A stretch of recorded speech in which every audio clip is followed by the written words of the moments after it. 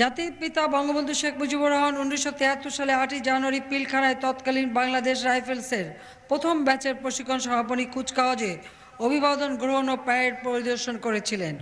তার প্রত্যাশা ছিল যে এ বাহিনী দেশের সীমান্ত রক্ষা ও চোরাচালান প্রতিরোধের মাধ্যমে সার্বভৌমত্ব রক্ষার পাশাপাশি দেশের অর্থনীতিতে উল্লেখযোগ্য ভূমিকা রাখবে। জাতির পিতা 1972 সালে দেশে ফেরার পর বিদেশি এক সাংবাদিককে দেয়া সাক্ষাৎকারে যুদ্ধ বিধ্বস্ত বাংলাদেশ পুনর্গঠনে সীমান্ত এলাকাকে ভূ রাজনৈতিক অবস্থান বিবেচনায় বিশেষ গুরুত্বপূর্ণ সম্পদ হিসেবে উল্লেখ করেছিলেন।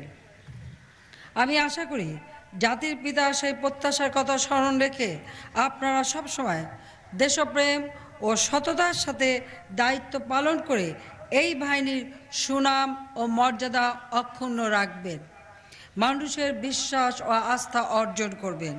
বিজিবির অব্যাহত উন্নয়ন ও সমৃদ্ধি এবং বিজিবি দিবসের সফলতা আমি কামনা করি।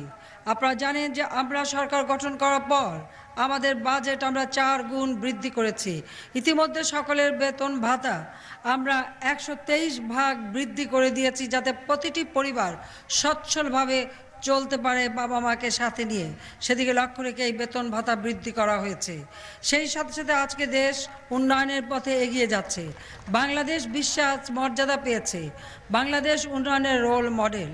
প্রতিটি মানুষের মাথাপিছু আয় 1314 মার্কিন ডলারে আমরা উন্নীত করতে সক্ষম হয়েছি। আজকে পর মুখাপিকি না, আমরা নিজের পায়ে দাঁড়াবো, মর্যাদার সাথে চলব, বিশ্বসভায় মাথা উঁচু করে চলব। সেইভাবেই আমরা কাজ করে যাচ্ছি, সেই নিয়ত নিয়েই আমরা রাষ্ট্র পরিচালনা করছি। বাংলাদেশ মুক্তিযুদ্ধে বিজয় অর্জন করেছে। বিজয় অর্জনকারী একটি জাতি আমরা। কারো কাছে আমরা মাথা নত করে চলব না। আমরা সারা বিশ্বে মর্যাদা আসনে বাংলাদেশকে অধিষ্ঠিত করব। 2021 সালের মধ্যে বাংলাদেশ মধ্যম আয়ের দেশে উন্নীত হবে, যখন আমরা আমাদের স্বাধীনতার সুবর্ণ জয়ন্তী পালন করব। 2041 সালের মধ্যে বাংলাদেশ হবে দক্ষিণ এশিয়ায় উন্নত সমৃদ্ধ দেশ। সেই পরিকল্পনা নিয়েই আমাদের সরকার, আওয়ামী লীগ সরকার কাজ করে যাচ্ছে।